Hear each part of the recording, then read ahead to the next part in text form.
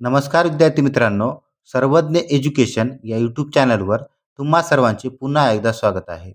आजच्या व्हिडिओमध्ये आपण TCSने विचारण्यात आलेल्या सर्व जीकेच्या प्रश्नांचे विश्लेषण पाहणार आहोत.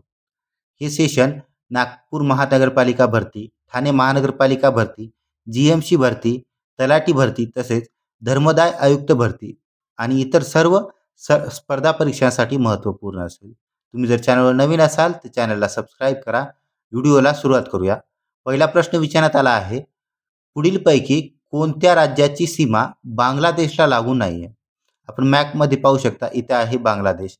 बांगलादेशला लागून असलेली राज्य, एक पश्चिम बंगालची सीमा लागून आहे, दुसरी आहे आसाम, आसामची पण सीमा लागून आहे, त्यानंतर आहे मेघालय, मेघालयची पण सीमा पश्चिम बंगालला लागून आहे आणि मणिपूर जर पाहिलं तर मणिपूर मॅपमध्ये इकडं आहे, तर मणिपूरची सीमा ही पश्चिम बंगालला लागून नाही आहे. ऑप्शन क्रमांक 3 आपलं योग्य उत्तर आहे. जम्मू काश्मीरमध्ये काराकोरम ही सर्वात उत्तरेकडील पर्वतरांग असून सर्वात दक्षिण भागात पुढीलपैकी कोणती पर्वतरांग आहे? एक झास्कर, लडाख, पतकाई आणि पीर पंजाल. आपण डायग्राममध्ये पाहू शकता, सर्वात उत्तरेकडे काराकोरम ही पर्वतरांग आहे. आपल्या क्वेश्चनमध्ये पण तेच दिलाय, सर्वात उत्तरेकडे काराकोरम आहे. आपल्या सर्वात दक्षिणेकडे विचारली आहे. सर्वात दक्षिणेकडे शिवालिक आहे, पण आपल्या ऑप्शनमध्ये नाही आहे. ऑप्शनमध्ये पीर पंजाल दिलेली आहे आणि इथं सर्वात दक्षिणेकडे पीर पंजाल आहे.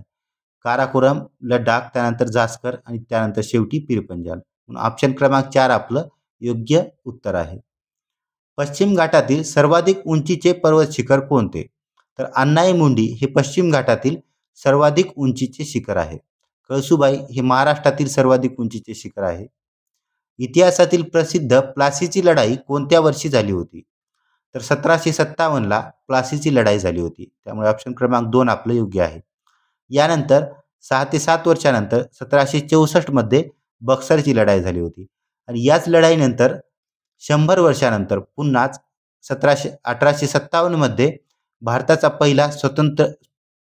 पहिले स्वातंत्र्य युद्ध झाले होते किंवा सर्वात मोठा उठाव झाला होता भारतातील.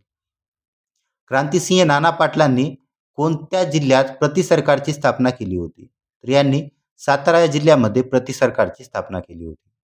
पुढीलपैकी कोणती राज्य व राजधानीची जोडी चुकीची आहे? तर एक नागालँडची राजधानी कोहिमा, मिझोरमची शिलाँग, त्रिपुराची अगरतळा, मणिपूरची इम्फाळ. मणिपूरची इम्फाळ बरोबर आहे, त्रिपुराची अगरतळा बरोबर आहे, नागालँडची कोहिमा, पण शिलाँग ही मेघालयची राजधानी आहे ना की मिझोरमची. त्यामुळे हे चुकीचं आहे. आपल्याला चुकीचं विचारलं आहे, त्यामुळे ऑप्शन क्रमांक 2 आपलं योग्य उत्तर आहे. नाटो अर्थात नॉर्थ अटलांटिक ट्रिटी ऑर्गनायझेशन या संघटनेची स्थापना कोणत्या वर्षी करण्यात आली? या संघटनेची स्थापना 1949 मध्ये करण्यात आली.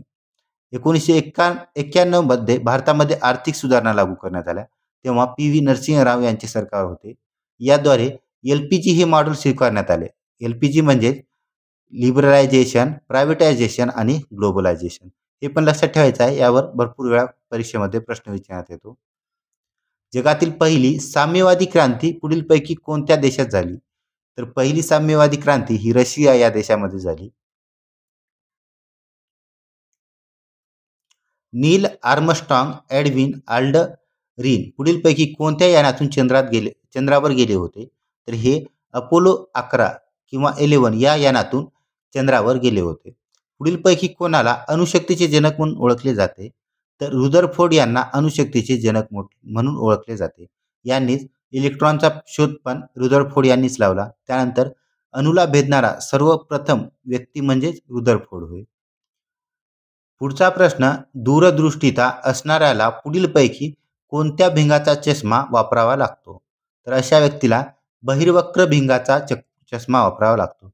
आपण पहिल्या आकृतीमध्ये पाहू शकता, या व्यक्तीला दूरदृष्टीचा दोष आहे, म्हणजे दूरची वस्तू दिसते पण जवळची वस्तू दिसत नाही. जवळच्या वस्तू आहे समजा ही, तर या वस्तूची प्रतिमा ही पडद्याच्या मागे तयार होते, म्हणजे वस्तू दिसत नाहीये.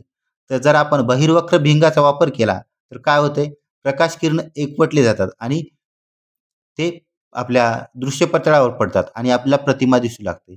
म्हणजे दूरदृष्टीता हा दोष दूर करण्यासाठी बहिर्वक्र भिंगाचा वापर करावा लागेल. प्रकाश एका पारदर्शक माध्यमातून दुसऱ्या पारदर्शक माध्यमात जाताना दिशा बदलतो, याला काय म्हणतात?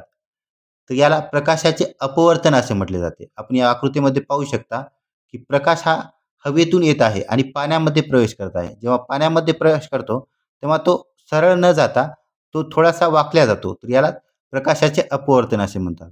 आपण याचं प्रॅक्टिकलमध्ये एक्झाम्पल पाहू शकता. समजा एका ग्लासमध्ये पेन्सिल जर ठेवली तर ती आपल्याला काय वाकल्यासारखी दिसते. त्यानंतर प्रकाशाचे अपस्खलन. प्रकाशाचे अपस्खलन म्हणजे प्रिझम. प्रकाशाचे त्याचे मूळ रंग 7 रंगांमध्ये विभाजन होते. तर त्यालाच प्रकाशाचे अपस्खलन असे म्हणतात. प्रकाशाचे परावर्तन हे आपल्या आरशासाठी वापरलं जातं. आपली प्रतिमा आरशामध्ये दिसते. कशामुळे? तर प्रकाश आरशावर पडतो आणि पुन्हा परावर्तित होऊन आपल्या डोळ्यापर्यंत येतो. त्यामुळे आपल्याला प्रतिमा दिसते. यालाच प्रकाशाचे परावर्तन असे म्हणतात.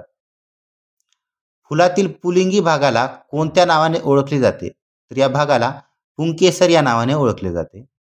हडप्पा संस्कृतीतील खालीलपैकी कोणत्या ठिकाणी नांगरलेल्या शेताचा पुरावा मिळाला आहे? तर कालीबंगन येथे नांगरलेल्या शेताचा पुरावा मिळाला आहे. सन 1948च्या फॅक्टरी कायद्यान्वये किती वर्षाखालील मुलांना कामावर ठेवण्यास येऊ नये असे ठरवण्यात आले? तर 14 वर्षाखालील मुलांना कामावर ठेवण्यात येऊ नये असे ठरवण्यात आले. सन 1918 साली शेतकऱ्यांनी कोणाच्या पुढाकाराखाली किसान सभा या संघटनेची स्थापना केली? तर बाबा रामचंद्र यांच्या पुढाकाराखाली किसान सभा या संघटनेची स्थापना केली. क्षार आणि प्रामुख्याने पाणी यांचे शोषण करण्याचे काम शरीराचे कोणते अवयव करते? तर मोठ्या आतड्यामध्ये क्षार आणि पाण्याचे शोषण केले जाते. लहान आतड्यामध्ये अन्नाचे काही प्रमाणात पचन केले जाते, तर तसेच अन्नाचे शोषण लहान आतड्यामध्येच केले जाते. राष्ट्रीय काँग्रेसच्या अमरावती येथील सन 1897 मधील अधिवेशनाचे अध्यक्ष कोण होते? तर श्री शंकरन नायर हे या अधिवेशनाचे अध्यक्ष होते. खालीलपैकी कोणता नकाराधिकार भारतीय राष्ट्रपतींना उपलब्ध नाहीये? तर गुणात्मक नकाराधिकार हा भारतीय राष्ट्रपतींना उपलब्ध नाहीये. गुणात्मक नकाराधिकार म्हणजे समजा जर बहुमताने एकदा जर नकार दिलेला विधेयक पुन्हा पंतप्रधानाकडे आलं आणि पंतप्रधानातील मंत्रिमंडळाने बहुमताने जर संमत केलं तर त्याला संमती देणे हे राष्ट्रपतीवर बंधनकारक असते. पण भारतातील राष्ट्रपतीला तसं कोणतंही बंधन नाहीये. पण अमेरिकेतील राष्ट्रपतीसाठी हे बंधन आहे. त्यामुळे अमेरिकेतील राष्ट्रपतीला गुणात्मक नकाराधिकार आहे, पण भारतातील राष्ट्रपतींना गुणात्मक नकाराधिकार नाहीये. सामाजिक विमा हा विषय खालीलपैकी कोणत्या सूचीतील आहे? तर हा विषय सामायिक सूचीतील आहे. ऑप्शन क्रमांक 1 आपलं योग्य आहे. देशात खाली दिलेल्या जागांपैकी कुठे ज्योतिर्लिंग नाहीये? रामेश्वर, द्वारका, केदारनाथ, बद्रीनाथ. तर बद्रीनाथ येथे कोणतेही ज्योतिर्लिंग नाहीये. बद्रीनाथ हे ठिकाण भगवान विष्णूला समर्पित आहे, त्यामुळे येथे ज्योतिर्लिंग नाहीये. सध्या राज्यात कोठे पेट्रोलवर सुमारे 35% एवढा सर्वाधिक दर आकारला जातो? तर तमिळनाडू राज्यामध्ये पेट्रोलवर सर्वाधिक 35% एवढा दर आकारला जातो. तोरणमाळचे पठार कोणत्या जिल्ह्यात आहे? तर हे पठार नंदुरबार या जिल्ह्यामध्ये स्थित आहे. ऑप्शन क्रमांक 3 आपलं योग्य आहे. दक्षिण मध्य रेल्वेचे मुख्यालय कोठे आहे? तर सिकंदराबाद येथे दक्षिण मध्य रेल्वेचे मुख्यालय आहे. Indian institute of sugarcane research कोठे आहे? तर लखनौ येथे Indian institute of sugarcane research स्थित आहे. देशात 1953 मध्ये मागासवर्गीयांसाठी पहिला आयोग डॅडॅश यांच्या अध्यक्षतेखाली नेमण्यात आला. तर काका कालेलकर यांच्या अध्यक्षतेखाली पहिला मागासवर्गीय आयोग नेमण्यात आला. हा प्रश्न महत्त्वपूर्ण आहे, कारण हा पहिला मागासवर्गीय आयोग आहे. खालीलपैकी कोणत्या पदाचा निर्देश भारतीय संविधानात केला गेला नाहीये? तर भारतीय संविधानामध्ये उपपंतप्रधान या पदाचा निर्देश केला नाहीये. या सेशनच्या PDF साठी सर्वज्ञ एज्युकेशन या टेलिग्राम चॅनलला जॉईन करा. व्हिडिओला लाईक करा आणि चॅनलला सबस्क्राईब करा.